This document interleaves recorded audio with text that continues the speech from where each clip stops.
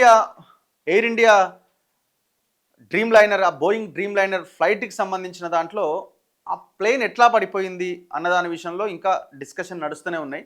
ఆ black box అనేది దొరికింది అంటున్నారు. దొరికిన తర్వాత అందులో కేవలం ఒక 5 సెకండ్ల ఆడియో మాత్రమే ఉందంటున్నారు. సో 5 సెకండ్ల ఆడియోలో mayday, no power, going down. So mayday అన్నది మనం ఆ కాల్ తెలుసు కదా, అత్యవసర పరిస్థితిలో ఉన్నప్పుడు ప్రమాదం జరగబోయే ముందు ఆ మేడే కాల్ ఇస్తారు ఎవరు, పైలట్లు ఆ ఏటీసీకి. సో దాన్ని మేడే కాల్ అంటున్నాం. సో ఆ మేడే అనడంతో పాటు నో పవర్ అని అన్నారట. నో పవర్తో పాటు గోయింగ్ డౌన్, కిందకి మేము పడిపోతున్నాం అనే 3 లైన్లు తప్ప ఇంకొకటి ఏమీ లేదంట అందులో. ఇవే పైలట్ చివరి మాటలు. విమాన ప్రమాదంలో మృతులు 274 మంది చనిపోయారు. మధ్యంతర పరిహారం ప్రకటించిన ఎయిర్ ఇండియా AI-171 నెంబర్ను ఇక వాడరాదని నిర్ణయం తీసుకున్నారట. ప్రమాద స్థలం నుంచి విమాన శకలాలను తరలించిరట. Mayday mayday mayday, no power, no thrust, going down. పెను ప్రమాదం ముంచుకొచ్చింది, విద్యుత్ లేదు, ఎగరట్లేదు, కిందకి పడిపోతున్నాం. ఇది ఎయిర్ ఇండియా విమాన పైలట్ నోటి నుంచి వచ్చిన చివరి మాటలు. గురువారం అహ్మదాబాద్ నుంచి లండన్కు బయలుదేరి క్షణాల్లో కుప్పకూలిన ఎయిర్ ఇండియా విమాన పైలట్ చివరి క్షణాన ఏం చెప్పారో తెలిపే ఆడియో సందేశం ఒకటి బయటకు వచ్చింది. Air India senior pilot captain Sumit Sabharwal సందేశం ఉన్న దీని నిడివి కేవలం 5 సెకండ్లు మాత్రమే ఉందట. తోక భాగంలో లభ్యమైన మృతదేహం అట. ఇప్పుడు అందరికీ ఆ సోషల్ మీడియాలో కనబడుతున్న ఆ వెనకాల పార్ట్ ఉంది కదా, దాంట్లో ఒక డెడ్ బాడీ ఉందట. శనివారం ఉదయం శిథిలాలు తొలగిస్తుండగా విమాన తోక భాగంలో ఒక యువతి మృతదేహం లభ్యమైందట. మృతురాలు ఎయిర్ హోస్టెస్ కావచ్చని భావిస్తున్నారు. మృతుల సంఖ్య 274కు చేరినట్టుగా తెలుస్తోంది. కొందరు అధికారులు మాత్రం ఈ సంఖ్య 270గా చెబుతున్నారు. విమానం కూలిన ప్రాంతంలోని బీజే వైద్య కళాశాల మెడికోల వసతి గృహ సముదాయంలో తొలుత 24 మంది చనిపోయినట్టు సమాచారం రాగా ఇప్పుడు ఆ సంఖ్య 33కు చేరుకున్నదట. ఎంత ఘోరం! DNA నమూనాలతో సరిపోల్చడం ద్వారా గుర్తించగలిగిన 6 మృతదేహాలను అప్పగించే ప్రక్రియ మొదలైంది. ఇప్పటి వరకు 19 మృతదేహాల నమూనాలు వారి కుటుంబ సభ్యులతో సరిపోలినాయట. దెబ్బతినని 8 మృతదేహాలను వారి కుటుంబ సభ్యులు గుర్తించడంతో వాటిని అప్పగించారు. ₹1 కోటి అదనంగా ఇంకొక 25 లక్షల పరిహారం ఇస్తున్నారట. ఏం పరిహారం ఇస్తే ఏం లాభం చెప్పండి. నిన్న విమానయాన శాఖ మంత్రి రామ్మోహన్ నాయుడు ప్రెస్ మీట్ పెట్టింది. విమాన ప్రమాదం పైన ఉన్నత స్థాయి విచారణ నేతృత్వం వహించబోతున్న హోంశాఖ కార్యదర్శి. 3 నెలల్లో నివేదిక. బోయింగ్ 787లన్నీ తనిఖీ. మా నాన్నను రోడ్డు ప్రమాదంలో కోల్పోయా రామ్మోహన్ నాయుడు.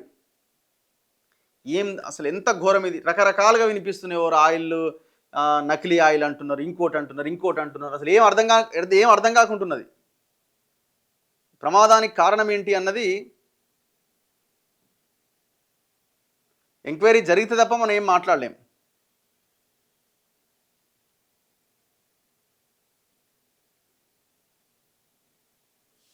ఇక కల్తీ ఇంధనమే కూల్చిందా? 2 ఇంజన్లు విఫలమయ్యే ఛాన్స్ తక్కువే. NAL మాజీ అధికారి మురళీధర్. ఇప్పుడు ఎంత ఎక్స్పర్ట్ అయినా ఏమైనా వాళ్ళకున్న పరిజ్ఞానంతో వాళ్ళు విశ్లేషించే ప్రయత్నం చేస్తున్నారు. వాస్తవాలు ఎప్పుడు తెలుస్తాయంటే థరో ఎంక్వైరీ జరిగినప్పుడు మాత్రమే ఆ వాస్తవాలు తెలిసే అవకాశం ఉంది. ఆ బ్లాక్ బాక్స్లో తను ఏమైనా మాట్లాడేది ఏమంటే అందులో కూడా ఏం లేదు. జస్ట్ ఒక 5 సెకండ్స్ మాత్రమే ఉంది. ఎందుకంటే ఫ్లై అయిన తర్వాత, టేక్ ఆఫ్ అయిన తర్వాత జస్ట్ ఒక 32-33 సెకండ్లో అది కూలైపోయింది. ఇక్కడ అవకాశం ఎక్కడిది? ఆయన ఇంకేదైనా విషయాన్ని చెప్పడానికి అవకాశమే లేదు. ఏటీసీతో మాట్లాడడానికి అవకాశమే లేదు. సో ఆ 30 సెకండ్స్లో ఒక 5 సెకండ్స్ వాయిస్ మాత్రమే వినిపించిందట.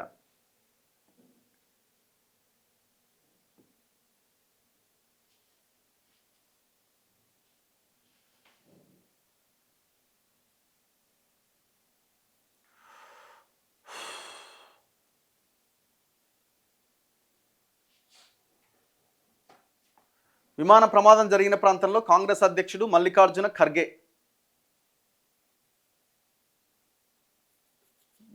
అహ్మదాబాద్లోని ఎయిర్ ఇండియా విమాన ప్రమాదానికి కల్తీ ఇంధనమే కారణమా? దీనివల్లే తగినంత ఎత్తు ఎగిరేందుకు అవసరమైన శక్తి ఆ విమానానికి లభించలేదా అంటే కొందరు విమానయాన రంగ నిపుణులు అవుననే సమాధానం ఇస్తున్నారట. నేషనల్ ఏరోస్పేస్ ల్యాబొరేటరీస్ మాజీ deputy director Saligram J Muralidhar తాజాగా ఒక వార్తా సంస్థతో మాట్లాడిండట. ఆయన ఏమంటున్నట, పక్షి ఢీకొంటే 2 ఇంజన్లు ఒకేసారి విఫలం కావడానికి అవకాశం ఉందన్న వాదనను తోసిపుచ్చారు. పక్షి ఢీకొంటే విద్యుత్ సరఫరాకు ఆటంకం కలిగి నిప్పు రవ్వలు, పొగ వస్తుందట. 2 ఇంజన్లను పక్షులు ఒకేసారి ఢీకొనే అవకాశం ఉండదు. విమాన ప్రమాదానికి ఇంధన కల్తీనే ప్రధాన కారణం కావచ్చు. ఇంధనం కల్తీ అయితే రెండు ఇంజన్లపైన ఒకేసారి ప్రభావం పడుతుంది. దీనివల్ల వేగం తగ్గిపోయి విమానం ఎగరడానికి అవసరమైన శక్తి లభించదు. 35 టన్నుల కంటే అధికంగా ఇంధనం ఉన్నందున విమానం కూలిపోయిన క్షణాల్లోనే భారీగా విస్ఫోటనంతో అగ్నిగోళం ఏర్పడ్డది. ఈ ఘోరానికి గల కారణాలపైన నిపుణుల నుంచి సీనియర్ పైలట్ల వరకు విభిన్న ఊహాగానాలు చేస్తున్నారు. ఒక ఇంజన్ వైఫల్యం, ల్యాండింగ్ గేర్ మూసుకుపోవడం. విమానం టేకాఫ్ అయిన వెంటనే పక్షులు ఢీకొట్టడం లేదా అంతర్గత సమస్యలతో ఒక ఇంజన్ విఫలమై ఉంటుంది. బోయింగ్లోని అత్యాధునిక శ్రేణి విమానాల్లో 2 శక్తివంతమైన ఇంజన్లు ఉంటాయి. వీటిలో ఒకటి విఫలమైన రెండో దాని సహాయంతో విమానం పైకి ఎగురుతుంది. విమానం టేకాఫ్ అయ్యాక ల్యాండింగ్ గేర్ మూసుకుంటే విమానం పైకి ఎగరడానికి సాయపడే మరో ఏరోడైనమిక్ ప్రవాహం కూడా ఏర్పడుతుంది. తీవ్ర ఒత్తిడితో కూడుకున్న సమయాల్లో పైలట్లు ల్యాండింగ్ గేర్ను పైకి ఎత్తడం మర్చిపోయే అవకాశం కూడా ఉంటుంది. ఒక ఇంజన్ విఫలం కావడానికి తోడుగా గేర్ను కిందకి వదిలేయడం వల్ల విమానం ఎత్తుకు ఎగిరే సామర్థ్యాన్ని కోల్పోతుంది.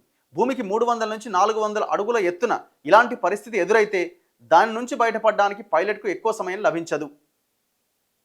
2 ఇంజన్లు విఫలం కావడం, సెన్సార్లో లోపాలు, ఇది రకరకాలుగా ఎవరికి వాళ్ళు డిస్కస్ చేస్తున్నారు. ఏదేమైనా ఎంక్వైరీ జరిగి ఆ నివేదిక వచ్చిన తర్వాత మాత్రం ఏమైనా మాట్లాడగలుగుతాం.